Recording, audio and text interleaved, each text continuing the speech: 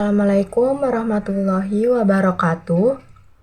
Perkenalkan, nama saya Zahra Umaya dan rekan saya Muhammad Bahri. Kami dari 12C3 perwakilan dari kelompok 5 akan mempresentasikan hasil diskusi kami yang berjudul Pemilu Zaman Orde Baru. Definisi dan tujuan pemilu. Pada masa Orde Baru di Indonesia 1966 hingga 1958, pemilihan umum pemilu merupakan salah satu instrumen utama dalam sistem politik yang didominasi oleh kekuasaan Presiden Soeharto.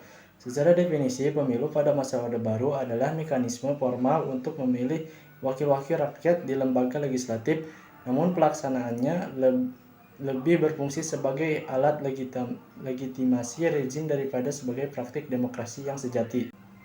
Latar belakang pelaksanaan pemilu di masa Orde Baru 1966 hingga 1998. Transisi kekuasaan dari Orde Lama ke Orde Baru 1966 setelah peristiwa G30S atau PKI dan melemahnya pemerintahan Sukarno. Soeharto mengambil alih kekuasaan melalui surat perintah 11 Maret Super Semar pada 1966. Orde Baru bertekad untuk memperbaiki politik Indonesia dengan mengutamakan stabilitas nasional dan pembangunan ekonomi. Pemilu dijadikan simbol pemerintahan yang seolah-olah demokratis. Tujuan stabilitas politik Orde Baru menekankan pentingnya stabilitas sebagai syarat pembangunan ekonomi. Pemilu dianggap sebagai instrumen untuk menciptakan legitimasi bagi kekuasaan pemerintah, meskipun seringkali diwarnai manipulasi.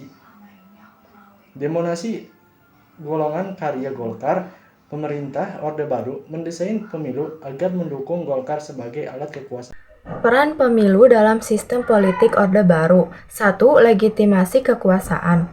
Pemilu digunakan untuk memberikan kesan bahwa pemerintahan Orde Baru mendapat dukungan rakyat secara luas. Namun, prosesnya seringkali penuh manipulasi dengan pembatasan terhadap partai politik dan kontrol ketat terhadap hasilnya.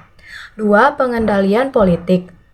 Orde Baru merampingkan jumlah partai politik menjadi 3 kekuatan. Golkar yang selalu diunggulkan sebagai representasi pemerintah, PPP gabungan partai-partai berbasis Islam, PDI gabungan partai berbasis nasionalis. Kecurangan dan manipulasi dalam pemilu.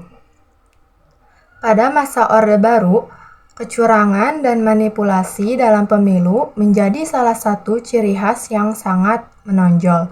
Beberapa praktik tersebut antara lain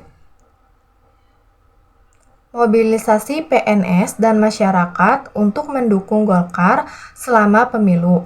Banyak pegawai negeri sipil PNS yang dipaksa atau diberi tekanan untuk mendukung Golkar, partai yang merupakan alat politik utama pemerintah.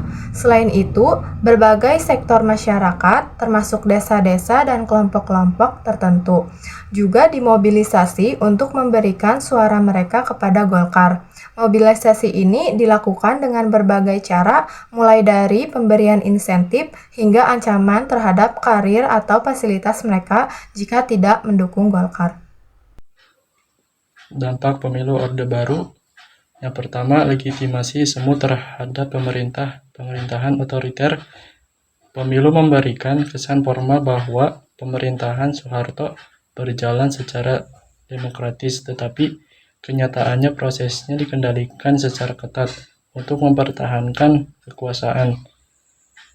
Dengan memenangkan pemilu secara rutin, rezim Orde Baru memperoleh legitimasi politik baik di dalam negeri maupun di mata dunia internasional, meskipun sistemnya jauh dari prinsip demokrasi. Reformasi 1998 dan akhir pemilu Orde Baru.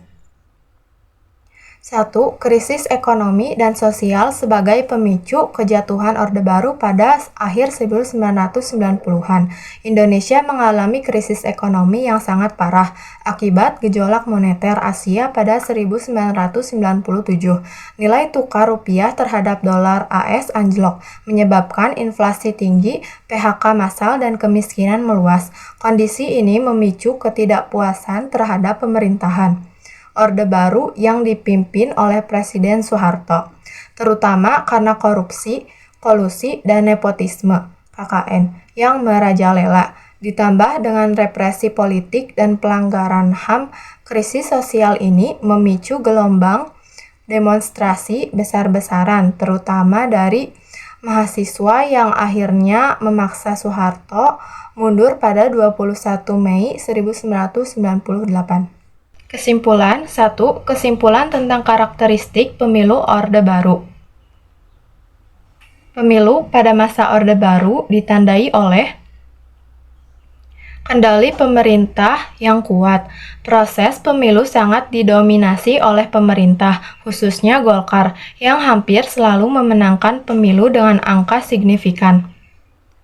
Manipulasi dan tekanan. Banyak kasus manipulasi hasil pemilu, tekanan terhadap oposisi, dan penggunaan aparatur negara untuk mengamankan kemenangan Golkar.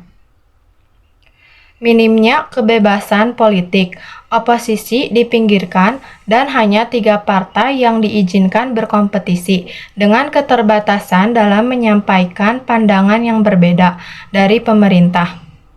Sekian dari kelompok kami, kurang lebihnya mohon maaf. Wassalamualaikum warahmatullahi wabarakatuh.